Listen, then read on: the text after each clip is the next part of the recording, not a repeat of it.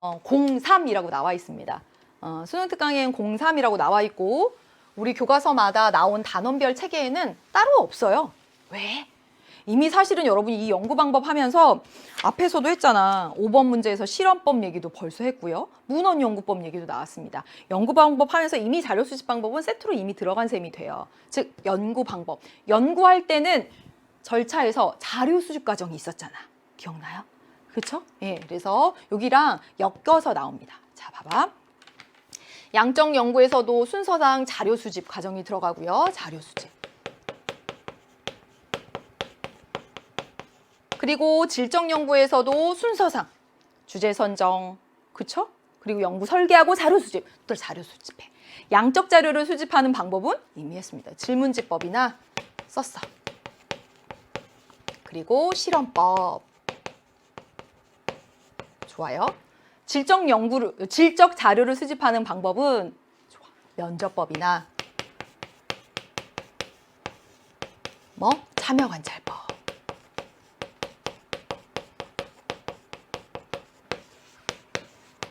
그렇지? 또 하나 더 있어요.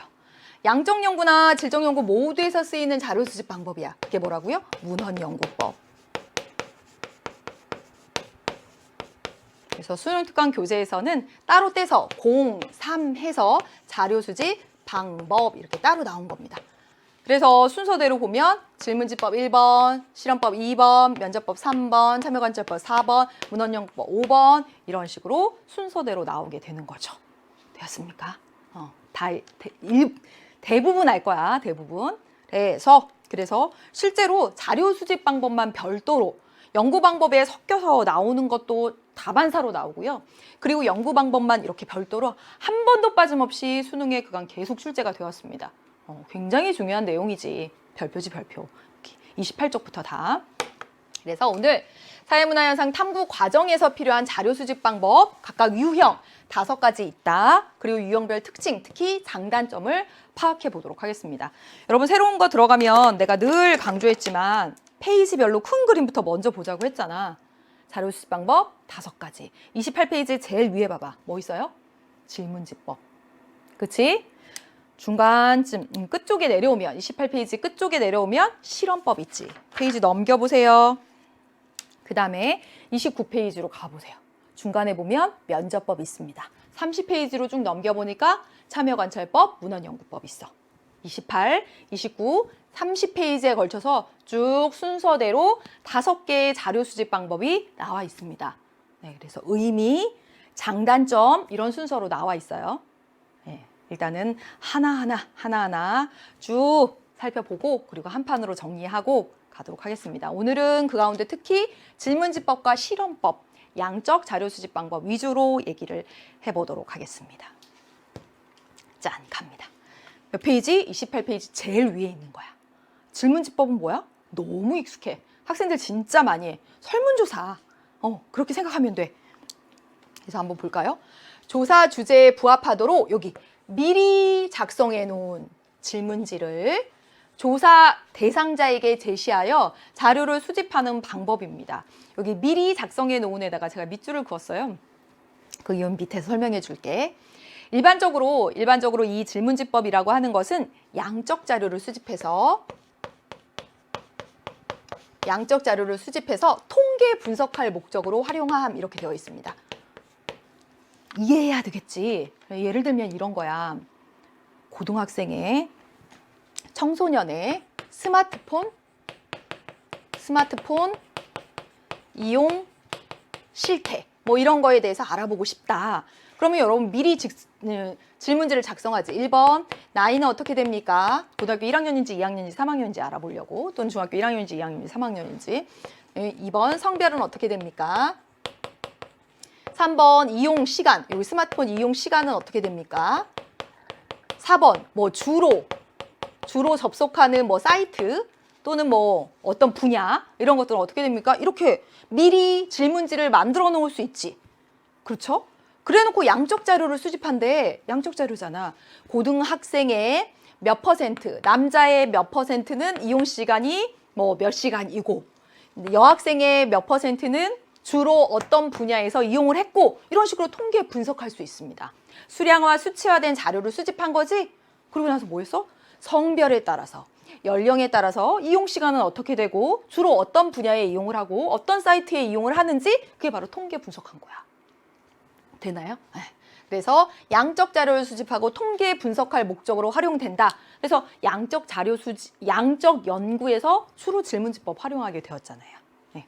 조사 대상자에게 여기 있어요. 또 중요한 내용이 있어. 뭐냐면 같은 형식의 내용의 질문지가 제시되기 때문에 이것을 무엇이라고 말하냐면 미리 딱 여기 미리 작성해 놓은이라고 썼습니다. 구조화, 미리 딱 정해진 이거예요. 구조화, 표준화된 자료 수집 방법 너무 많이 나옵니다. 그래서 친절하게 수능특강 교재에 28페이지 왼쪽에 보시면 표준화라고 하는 내용이 나와 있어요. 표준화. 표준화란 일정한 기준에 따라 통일시키는 것을 말하는데 거기까지 해놓고 밑에 보세요.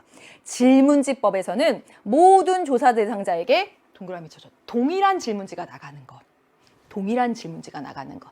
이걸 바로 표준화라고 말했습니다. 즉 미리 딱 만들어 놓고 구조화 똑같은 걸 준다라고 하는 겁니다. 그걸 구조화 표준화된 자료 수집 방법이다. 이렇게 얘기한다고 되었습니까? 가보겠습니다.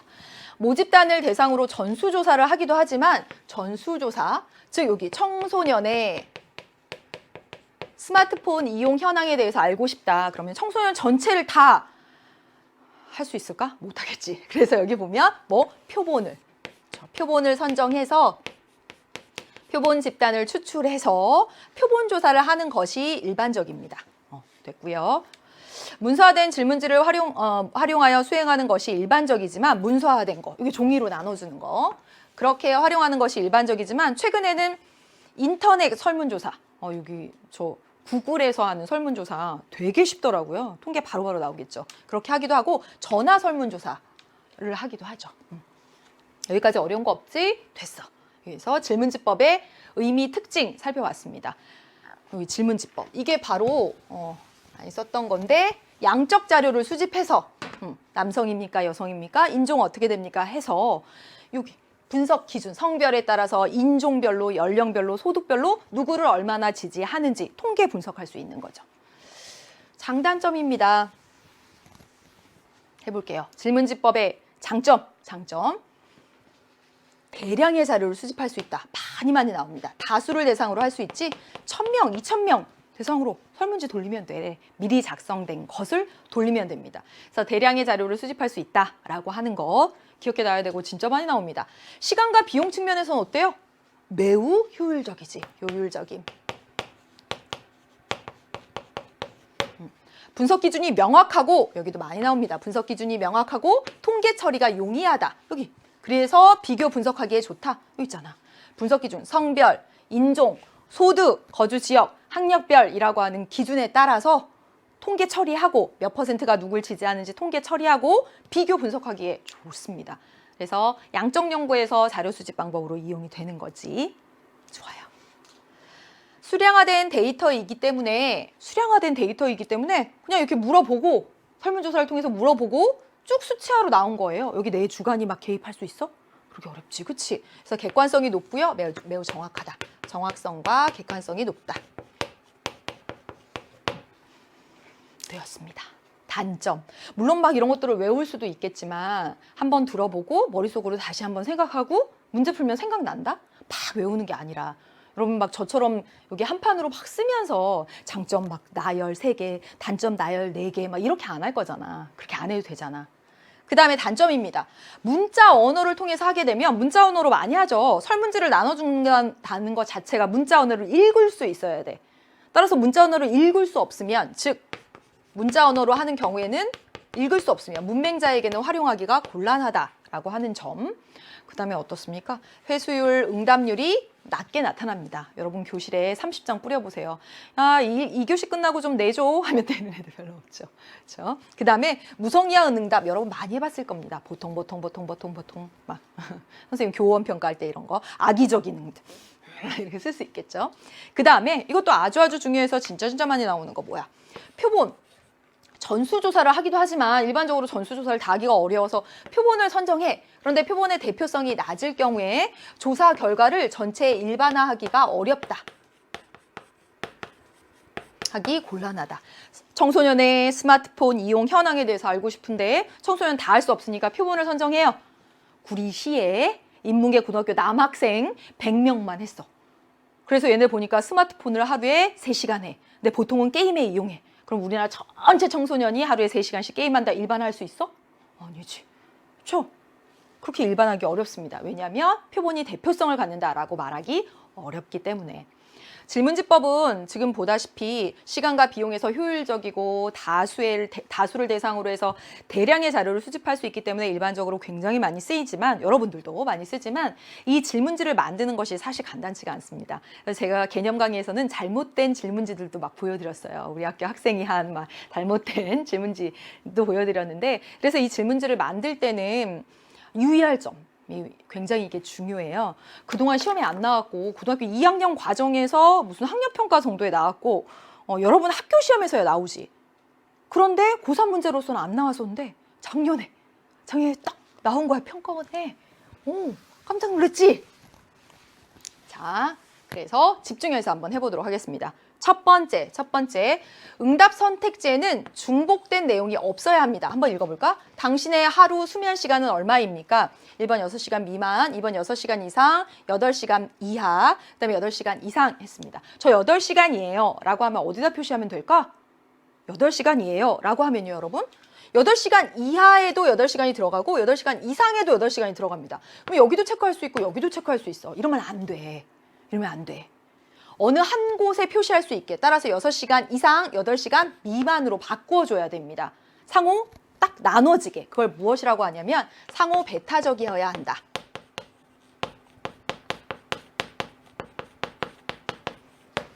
여러분 그렇게 써있죠? 상호 배타적이어야 한다. 두 번째 봐봐. 당신의 하루 수면 시간은 얼마나 됩니까? 라고 되어 있고요. 6시간, 7시간, 8시간 이상 이렇게 되어 있어. 저는 4시간 자는데요? 그럼 어디다 표시할 거야? 표시할 데가 없지? 이래도 안 된다고. 이것도 잘못된 거야. 그것을 무엇이라고 말하냐면 응답 가능한 모든 선택지를 제공해야 됩니다. 그래서 선택지는 포괄성이 있다. 이 모든 선택지를 제공한다는 것이 포괄성이 있어야 한다. 이렇게 얘기합니다. 다음 시간에 여러분 문제 풀어보면 이것도 만만치 않다라고 하는 거 알 수 있을 겁니다. 그 다음에 당신의 수면 시간은 얼마나 됩니까? 라고 나와 있어. 이건 뭐가 잘못됐어? 6시간 미만, 6시간 이상에서 8시간 미만. 오, 잘했는데? 8시간 이상 잘했는데? 뭐가 잘못됐어? 뭐가 잘못된 거? 잘못된 건 없는 것 같은데요? 아니지. 잘못됐어. 뭐가? 당신의 수면 시간은, 자, 여러분 여기 보세요. 당신의 하루 수면 시간, 여기 수면, 일주일 수면 시간인지, 아니면 3일 수면 시간인지, 분명히 말해줘야 돼. 하루 수면 시간인지. 분명하게, 명확하게 얘기해 주어야 됩니다. 그래서 질문의 의미가 여기 있죠? 명확해야 된다. 그거예요. 그 다음에 당신이 하루에 충분한 휴식과 수면을 취한다고 생각하십니까? 이건 뭐가 잘못됐어? 잘못된 거 없는 것 같은데요? 저요. 하루에 충분한 휴식을 취해. 근데 잠은 못 자. 그럼 이런 경우 어떻게 할 거야? 그런 거야, 아닌 거야? 또는 휴식은 못 하는데 잠은 아주 잘 자. 그런 거야, 아닌 거야? 즉 여기 뭐 한 거냐면 2가지 질문한 겁니다. 2가지 질문하면 안 돼. 하나의 항목에서. 즉 하나의 질문에는 한 가지 정보만 물어봐야 돼. 되죠? 그 다음 여기 있습니다. 수면은 건강의 척도라고 합니다. 청소년의 야간 게임 금지 정책에 대해서 어떻게 생각하십니까? 청소년이 야간에 게임 금지하는 방향으로 유도하고 있는 거지. 애들 자야 돼. 이거 유도하면 안 돼. 여기 특정 응답을 유도하면 안 됩니다. 라고 나와 있습니다. 됐어요. 여기까지 했습니다. 어려운 거 있어? 없지. 괜찮지? 자, 여러분 다시 머릿속에 떠올려봐. 28페이지 제일 위에 질문지법의 의미에서 그리고 특징, 구조와 표준화된 표본 조사를 주로 한다 이런 얘기 있었고 그리고 장점, 단점이 있었어. 그리고 질문지 작성의 유의점까지 해서 28페이지 거의 아래까지 내려왔어요. 됐지? 그치? 그리고 28페이지 이제 가장 아래에 보면 뭐가 써 있냐면 실험법이야. 실험법.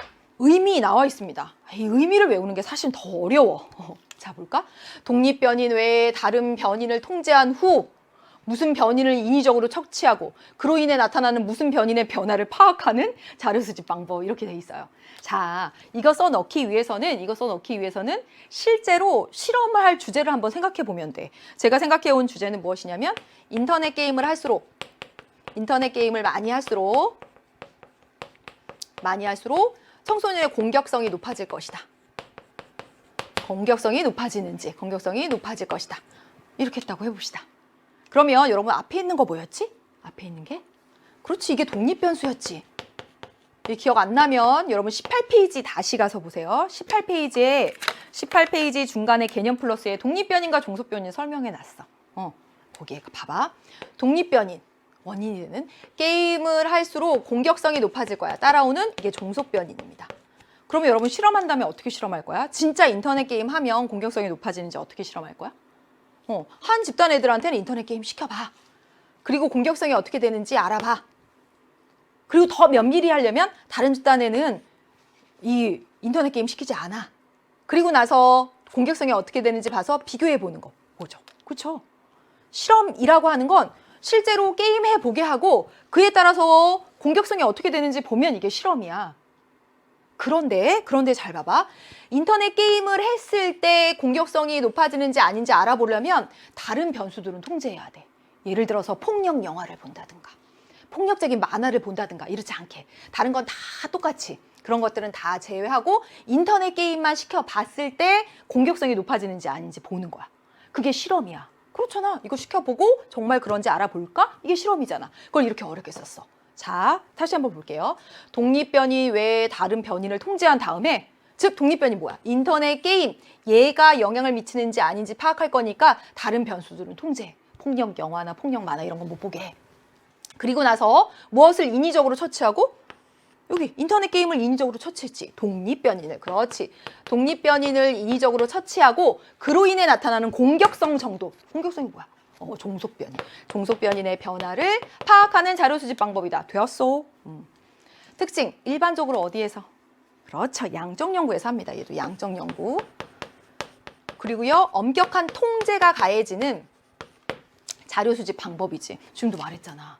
얘를 3시간 하게 하고 하지 않게 하고 다른 것들은 못 보게 하고 통제가 가해지는 자료 수집 방법이다. 자연현상 연구에서는 많이 사용되죠. 실험법이. 그러나 사회문화현상 연구에서는 인간을 실험 대상으로 활용해야 한다는 점에서 맞아요. 자, 봐봐. 정말 학생들의 공격성이 높아지는지 알아보기 위해서 막 애들 10시간 인터넷 게임 시켜. 좀 윤리적으로 문제 있는 것 같지 않아? 그래요. 바로 윤리적 문제가 나타날 수 있어서 윤리적 문제로 인해서 제한적으로 사용된다라고 되어 있습니다. 여기까지 해서 바로 28페이지 내용 갔어. 이제 장단점 보도록 하겠습니다. 자, 여기 있어. 장단점 보기에 앞서서 조금 더 면밀하게 돼 있는 거 있어요. 네, 이거 통해서 한번 확인해 보자. 여기 다 집어넣어 보자. 자, 여러분은 다 여기 써 있는 걸 제가 일부러 빈칸으로 바꿔가지고 왔습니다. 한번 해볼까? 예, 여기 똑같이 해봐. 아래에 있는 사례로 한번 해보도록 할게요. 여기 아래. 게임 중독자에게 치료 프로그램 X가 효과가 있는지 알고자 하는 연구자가 게임 중독자 20명 중에 10명에게는 평소대로 생활하게 하고 10명에게는 치료 프로그램인 X를 하게 한 다음에 한다면 연구자는 치료 프로그램 X를 처치하기 전 여기까지 해보도록 하겠습니다. 실험한 거지. 뭐? 치료 프로그램 X가 게임 중독 완화에 효과가 있는지 알아보고 싶다. 이거잖아. 그쵸? 그럼 앞에 있는 게 뭐야? 앞에 있는 게 독립변인입니다. 독립변인이고요. 뒤에 따라오는 것이 종속변인이 되는 거지. 그러면 어떻게 하지? 한 집단에는 실험 처치. 다시 말하면 여기 독립변인 X라고 하는 게임 치료 프로그램을 얘한테는 줘. 그래서 X라고 하는 걸 얘네 집단한테는 줬어요. 그래서 무슨 X가 독립변이니까 독립변인을 처치한다. 이렇게 말할 수 있는 거야. 어려운 말로. 한 집단에게는 X라고 하는 치료 프로그램 여기 한 집단에게는 치료 프로그램 X를 이수하게 해. 이게 바로 실험 처치한 것이고 다시 말하면 독립변인을 처치한 거야. 이 집단을 무엇이라고 부르냐면 실험 집단이라고 불러. 실험 처치한 집단을 실험 집단이라고 불러. 그리고 나서 얘네들이 정말 완화되었는지, 게임 중독 정도가 완화되었는지 요거 알아봐야 되잖아. 그걸 뭐예요? 종속 변이 검사하는 거야. 근데 여러분 그렇잖아. 정말 게임 중독 정도가 완화되었는지 알아보려면 그 전에 게임 중독 정도가 얼마나 됐는지 먼저 해보고, 그리고 치료 프로그램 한 다음에 그 다음에 게임 중독 정도를 살펴보면, 비교해보면 정말 이 치료 프로그램이 효과가 있었는지 아닌지 알 수 있을 거 아니야. 그렇기 때문에 이 종속변이는 독립변인 처치한 다음에 하고 그 전에도 합니다. 그래서 여기 사전검사라고 나와 있어. 종속변이, 다시 말하면 게임 중독 정도에 대해서 사전에 먼저 하고 실험 처치하고 그 다음에 사후에 한 번 더 해봅니다. 여기까지 됐습니까? 네. 그런데 이 실험이 면밀하게 되려면 얘네랑 비교하는 집단이 필요해. 얘네랑 비교하는 집단, 따라서 여기 X라고 하는 프로그램을 이수하지 않은 집단, 아는 집단을 뭐라고 부른다? 통제 집단. 얘네도 역시 마찬가지로 먼저 얘네도 똑같이 게임 중독 정도, 즉 종속변인의 사전 검사를 하고, 그리고 나서 얘네도 사후 검사를 해서 비교해 보는 거지. 한 번만 더 읽어보도록 하겠습니다. 좀 복잡하게 보였어? 아니지. 문제에서는 조금 복잡하게 느껴집니다. 이게 왜 그냥 우리가 실험법이라고 하면 X라고 하는 프로그램이 게임 중독의 효과가 완화에 효과가 있는지 알아보고 싶어. 그러면 X라고 하는 프로그램을 처치해서 그 결과 보면 되지. 이렇게 말하면 쉬운데 여기에 독립변이를 처치한다. 종속변수 사전검사, 종속변수 사후검사라고 하는 말로 들어가면서 막 헷갈릴 수 있거든. 그래서 사례를 넣어서 이해하시면 훨씬 더 편합니다. 이제 여기 다시 한번 읽어볼게. 게임 중독자에게 치료 프로그램 X가 효과가 있는지 알고자 하는 연구자가 게임 중독에 빠진 사람 20명 중에서 10명에게는 평소대로 생활하게 하고, 얘 아무 처치하지 않았어. 그러니까 얘가 뭐냐면 통제 집단이야. 평소대로 생활하게 하고, 그리고 10명에게는 치료 프로그램 X를 이수하게 한다. 다시 말하면 실험 처치한다. 다시 말하면 이거 뭐야? 독립변인 처치한다. 이렇게 말해도 돼. 변인을 처치한다. 독립변인을 처치한 이 집단을 뭐라고 부른다고? 그렇지, 실험 집단이라고 부른다고.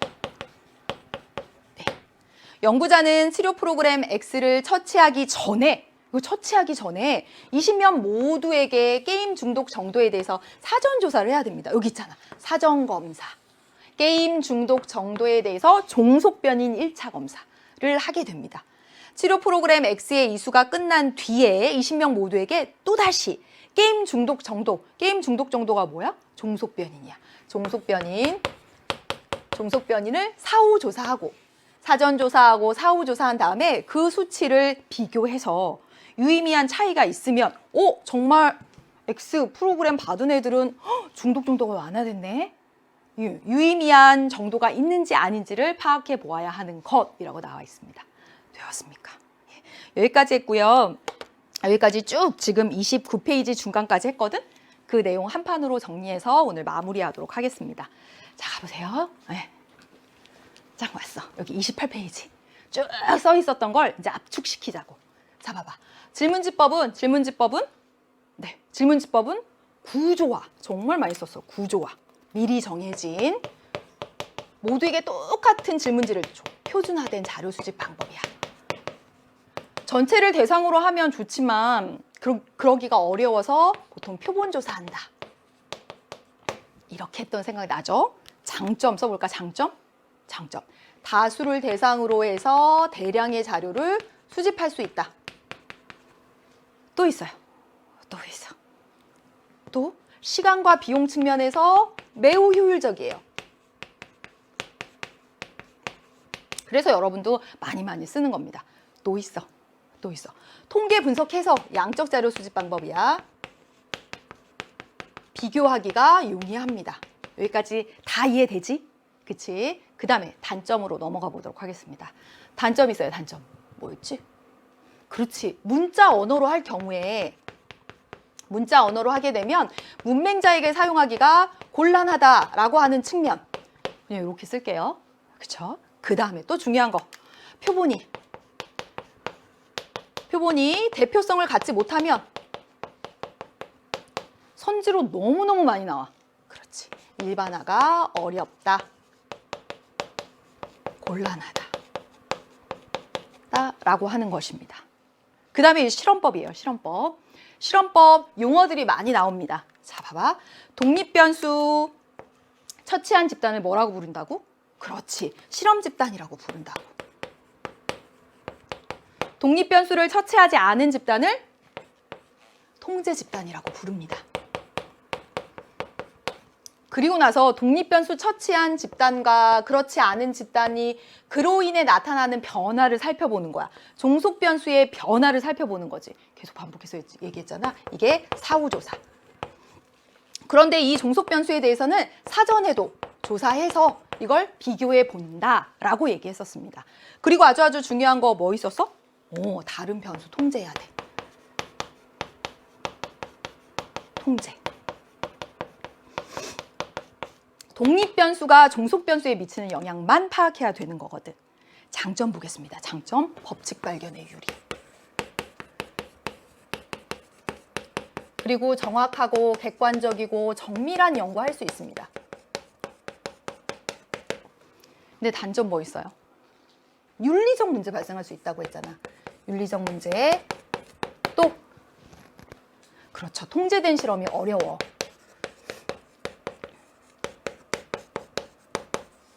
실험이 곤란하다.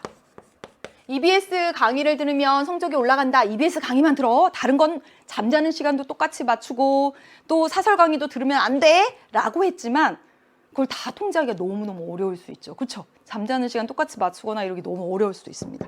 그래서 여기까지 했습니다. 고생 많이 하셨습니다, 여러분. 오늘 여기까지 한 내용들 자, 잘 기억하시고요. 자료 수집 방법에서는 질문집법하고 실험법 가장 중요합니다. 실험법에 그 용어들이 어려울 수 있지만 사례를 넣어서 이해하면서 한번 머릿속으로 다시 한번 되뇌어 보세요. 문제 미리 안 풀어도 되겠네. 문제 미리 풀어야지. 예습해가지고 오시고요. 다음 시간에 만나도록 하겠습니다. 개념 이슈 나와라. 개념 이슈